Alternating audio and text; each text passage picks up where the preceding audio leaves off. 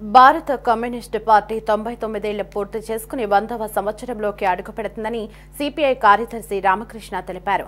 Communist పార్టీని అణచివేసేందుకు అనేక కుట్రలు, కుతంత్రాలు చేశారని చెప్పారు. వాటన్నిటిని ఎదుర్కొని ధైర్యంగా ముందుకు నడిచిన పార్టీ కమ్యూనిస్టు పార్టీ అన్నారు. ఆర్ఎస్ఎస్ భావజాలం కలవారు దేశంలో కులాల మధ్య చిచ్చు పెడుతున్నారని రామకృష్ణ ఆగ్రహం వ్యక్తం చేశారు.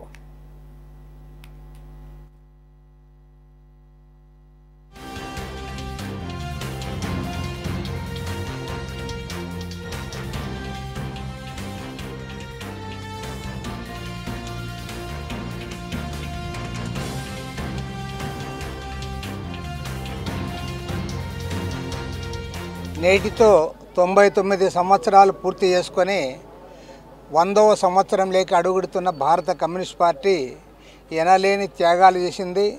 1925 డిసెంబర్ 26 తేదీ నాడు ఉత్తరప్రదేశ్ రాష్ట్రంలో కాన్పూర్ నగరంలో ఆ రోజు భారత కమ్యూనిస్ట్ పార్టీ ఏర్పడింది.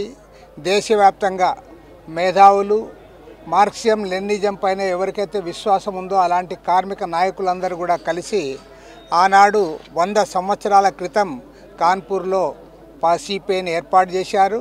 ఆ రోజు బ్రిటిష్ వారు అధికారంలో ఉండగా బ్రిటిష్ సామ్రాజ్యవాదులకు వ్యతిరేకంగా పోరాడిన బలమైన పార్టీలు రెండు పార్టీలు. ఒకటి భారత జాతీయ కాంగ్రెస్ అయితే ఇవాళ గర్వంగా చెప్పుకోగలం భారత కమ్యూనిస్ట్ పార్టీ ఆ పోరాటంలో పాల్గొంది. అంతేకాకుండా భారత కమ్యూనిస్ట్ పార్టీ మొగ్గలోనే తుంచివేయడానికి పార్టీ పైన నిషేధం విధించడమే కాకుండా కుట్ర కేసులు బనాయించి నాయకులందరినీ కూడా జైళ్ల పాలు చేశారు. అయినా సరే ఏ ఒక్కరు కూడా వెనక్కుపోకుండా కమ్యూనిస్ట్ పార్టీని ముందుకు తీసుకుపోయారు. మరి ఇవాళ ఈ 100 ఏళ్ల కాలంలో కమ్యూనిస్ట్ పార్టీ కేంద్రంలో రాష్ట్రాల్లో అధికారంలోకి రాలేకపోయినా ఇవాళ ప్రజల కోసం, కోట్లాది మంది కష్టజీవుల కోసం పోరాటాలు కొనసాగిస్తున్న పార్టీ. అదేవిధంగా సంస్థానాలు దేశంలో విలీనం చేయాలని చెప్పి, దున్నేవాడికి భూమి దక్కాలని చెప్పి, కార్మిక వర్గ హక్కుల పరిరక్షణ కొరకు అనేక పోరాటాలు చేసి అనేక విజయాలు సాధించింది. ఇవాళ గర్వంగా చెప్పుకుంటా ఉన్నాం. పార్టీ అధికారంలోకి రాలేకపోవచ్చు, కానీ దేశవ్యాప్తంగా కోట్లాది మంది కష్టజీవులు తమకు ఏ సమస్య వచ్చినా సరే అది పట్టే జెండా ఎర్ర జెండా మాత్రమే. ఎర్ర జెండాను తీసుకొని ఇవాళ మరింత ముందుకు సాగడానికి ఇవాళ ముందుకు పోతా ఉన్నాం.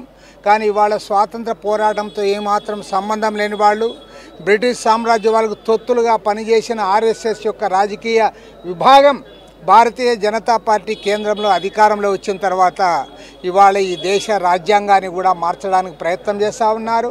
వారికి మహనీయుడు డాక్టర్ బిఆర్ అంబేద్కర్ అన్న, మహాత్మా గాంధీ అన్న, జవహర్లాల్ నెహ్రూ గారన్న ఏ ఒక్కరిపైన కూడా గౌరవం లేదు, ఈ రాజ్యాంగం పైన నమ్మకం లేదు. మొన్న జరిగిన పార్లమెంట్ ఎన్నికల్లో 400 స్థానాలు వస్తే రాజ్యాంగాన్ని మార్చడానికి ప్రయత్నం చేశారు. కానీ వారికి 240 స్థానాలు రావడం వల్ల చంద్రబాబు నాయుడు, నితీష్ కుమార్ లాంటి వాళ్ళ మద్దతు ఇవాళ అధికారంలో ఉన్నారు. పైగా సాక్షాత్తు పార్లమెంట్లో కేంద్ర హోంమంత్రి అమిత్ షా గారు ఇవాళ బిఆర్ అంబేద్కర్ గారిని అవమానించడం జరిగింది. హోమ్ మినిస్టర్ అమిత్ షా రాజీనామా చేయాలని వామపక్షాలు, ప్రతిపక్షాలందరూ కూడా డిమాండ్ చేస్తూ ఉన్నాం.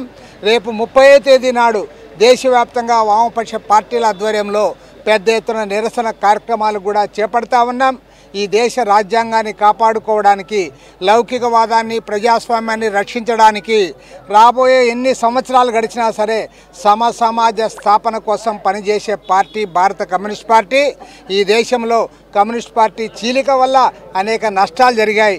రాబోయే రోజుల్లో కమ్యూనిస్ట్ ఉద్యమ ఐక్యత కోసం కూడా భారత కమ్యూనిస్ట్ పార్టీ కృషి చేస్తుందని చెప్పి ఆ రకంగా ఈ దేశంలో ఉన్న కోట్లాది మంది కష్టజీవుల రాజ్యం ఏర్పాటు చేయడానికి మేము మరింత ముందుకు సాగుతాం. మరో 100 సంవత్సరాలైనా సరే కమ్యూనిస్ట్ పార్టీకి తిరుగులేదు. కష్టజీవుల తరఫున పోరాడే పార్టీ అది భారత కమ్యూనిస్ట్ పార్టీ మాత్రమే అని సగర్వంగా ప్రకటిస్తూ ఇవాళ పార్టీ శతవార్షికోత్సవాల ప్రారంభం సందర్భంగా కమ్యూనిస్ట్ పార్టీ కార్యకర్తలకు, నాయకులకు, ప్రజలకు, అదేవిధంగా వామపక్ష శ్రేణులకు, కోట్లాది మంది కష్టజీవులందరికీ కూడా శుభాకాంక్షలు తెలియజేస్తూ ఉన్నాం.